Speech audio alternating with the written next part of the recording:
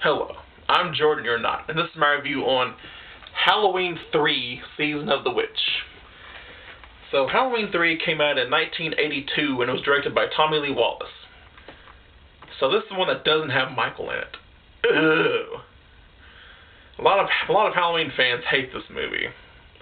Now, as you might not know this or not, but I love the Halloween series. If you've seen off my poster back here and the remake over here, and I just reviewed John Carpenter's Halloween and Halloween 2. So what do I think of Halloween 3? I love it. I actually sincerely really like it. I'll shout it on top of the Sears Tower or the Empire State Building that I love Halloween 3, Season of the Witch. I like it because it's different, but I'm still glad that it's called Halloween 3. If it was just called Season of the Witch, I might not like it as well, but I am glad that it's called Halloween 3. I can't really explain that. Like, I was 8 years old when Halloween H2O came out to the theaters, and I watched the original Halloween on like a crummy VHS tape, and so I wanted to watch them all, and I was told that Michael Myers wasn't in it, but I wanted to see it anyway. So my mom and dad rented Halloween 3 and 4 for me from the video store. I watched Halloween 3, and at the time, I didn't like. Maybe I liked it, but over the years, I've grown to like it a lot more. Sorry about my stuttering. Now, a lot of people need to get over it. I mean, it's been 30 years. Let it go, let it go. I mean, can't you just accept the fact that there's a Halloween movie that doesn't have Michael in it? Just give it. It's like Michael was blown to smithereens. Well, he was burnt to a crisp at the end of Halloween 2. So he needs a break. Okay, he's in a coma. He's probably going to be in a coma until Halloween 4. So while Michael's in a coma, it's Connell Cochran's time to play. So yeah, John Carpenter and his crew wanted to make a Halloween anthology series. This is for the people that are too dumb to even care about Halloween 3, that they think it should be about Michael. They were going to do something different for every Halloween movie. Like Halloween 4 could have been about a witch coven. Halloween 5 could have been about a demonically possessed dummy. Halloween 6 could have been about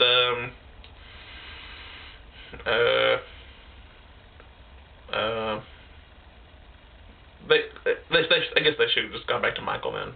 I can't think of nothing.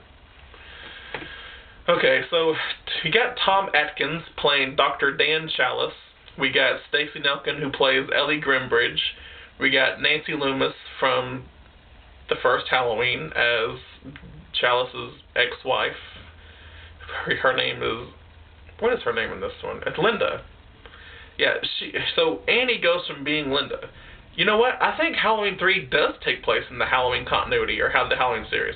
Think about it. Okay, so Annie supposedly got her throat slit, right? Well, I mean, yeah, she does. She does get her throat slit. But maybe she survived, right? She met Dr. Challis right at the hospital. Dr. Challis sewed up her neck. She changed her name, she changed her look, and she moved out to California and married Dr. Challis. Yeah. So really, Halloween 3 does take place in the Halloween series. Oh, and they mention a Mrs. Blankenship later. And then Halloween 6, there's an old lady named Mrs. Blankenship, who's part of a thorn cult curse. So yeah, Halloween 3 is in the Halloween series, even though they show a clip on TV of the original Halloween movie. So I haven't figured that out yet. Maybe like in the time Hollywood maybe made a movie based on Halloween, like Halloween based on a true story, like in its continuities. Is your brain hurting yet? Mine is too. Okay, so this one is it's like science fiction and witchcraft. It's witchcraft meets the technology era, and it's done very well. It actually, this is like the only Halloween movie that kind of feels like it goes back to its Halloween roots of the Celtic lands in Ireland, which is where Halloween was supposedly it did start. So Dr. Dan Challis, he's just an average, everyday man, nothing special about him. He has a mustache, and all the women swoon after him. Dr. Challis I'm not exaggerating when I say Dr. Challis is 100 billion times better than Chuck Norris. Chuck Norris is a bitch compared to Dr. Challis. And you can take that to the bank. So, Dr. Challis has an ex-wife, he has 2 kids, and he has 3 side girls. He has Teddy, he has Nurse Agnes, and now he has Ellie Grimbridge, which we'll get to later. So he's just, kind of doing his own thing. But first we see this man running from the assassins in this car. His name is Harry Grimbridge, and we don't know why he's running, but he's carrying this pumpkin mask, this jack-o'-lantern mask. And there's 3 masks in this movie: the jack-o'-lantern, the skeleton, and the witch. And there's this crazy, catchy, annoying theme song. 8 more days to Halloween, Halloween, Halloween. 8 more days to Halloween, Silver Shamrock. It's better than any Justin Bieber song or any kind of the Watch Me Whip and Nay Nay song that you have nowadays. What do you kids listen to anyways? Making me feel old here. Okay, so he gets attacked, and then a mere 1 hour later, that's important, not really, he runs into Walter Jones, the gas attendant, and he takes him to Dr. Challis's hospital. And he doesn't want no trouble. Like, even when there's not going to be any trouble. I mean, I don't want no trouble, is there? Is there going to be any trouble?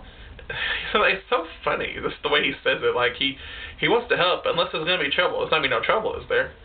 You should say that. Just like, whenever you're talking to someone, and like, when you're helping out someone, unless there's going to be trouble. There's not going to be trouble, is there? No, I don't want no trouble here.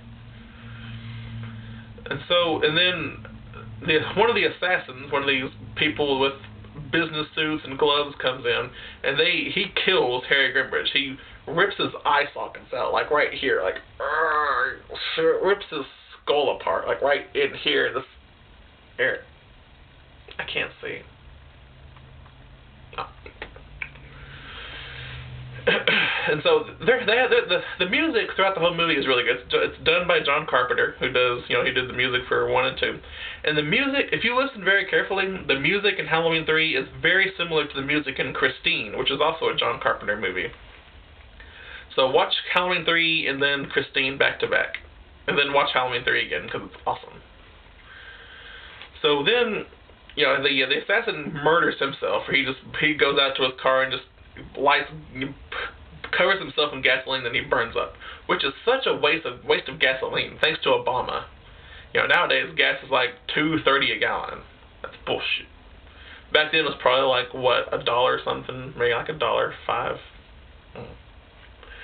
So Ellie Grimbridge comes in, who's distraught over the murder of her father, and this is like, I'm getting too far ahead of myself. So then Dr. Challis goes to a bar and gets shit drunk. Well, not just totally drunk, but he goes to a bar. And there's like this crazy cartoon on TV, like, and it's like some kind of cactus plant thing laughing. Why would that be on in the bar in the first place anyway? So he asks Charlie, the bartender, to change it, and then it changes over to the original Halloween, which they show Michael Myers, the original Halloween star. Michael Myers is, in fact, in Halloween 3, if you actually pay attention to the movie. So then Ellie comes in, who wants to know about why her father was killed. So her and Dr. Challis, they team up, and they go out to Santa Mira, which is the town in Invasion of the Body Snatchers. So if you think about it, Halloween 3 is Invasion of the Body Snatchers 2. So it's Invasion of the Body Snatchers 2, Halloween 3, Season of the Witch. Or it could be Invasion of the Body Snatchers 2, Season of the Witch, Halloween 3.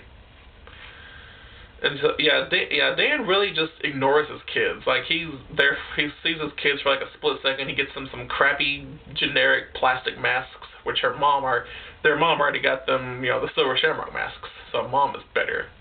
Or is she? So like the whole town is just like watching. It's like, it's like a ghost town. It's like any drifter coming through, everyone's like watching. Who is that? And so we don't know. Like later, you find out the assassins. There's going to be some spoilers here. You find out the assassins are actually robots or androids. So we don't know if this whole town is supposed to be comprised of androids or robots, or are they just really scared of Colonel Cochrane and his robots? So, let's see, Challis, I'm going to call him Challis. Challis and Ellie go into a hotel, and then, like, out of nowhere, they just start making out. This girl just lost her dad, right? And it's like a couple of days later, and she's, like, making out with this guy. Oh, yeah, because Dr. Challis is better than Chuck Norris. Yeah, I guess that's probably it. So, yeah, she's like, where do you want to sleep, Dr. Challis? Like, in a very seductive, sexy way. And he's like, that's a dumb question, Miss Grimbridge. And then they start making out. And then she puts on, like, some sexy lingerie. Like, so she knew she was going to make sweet, sweet love to him. Even though she just lost her dad. She should, I guess women grieve different ways. Ladies, if you just lost your dad, call me.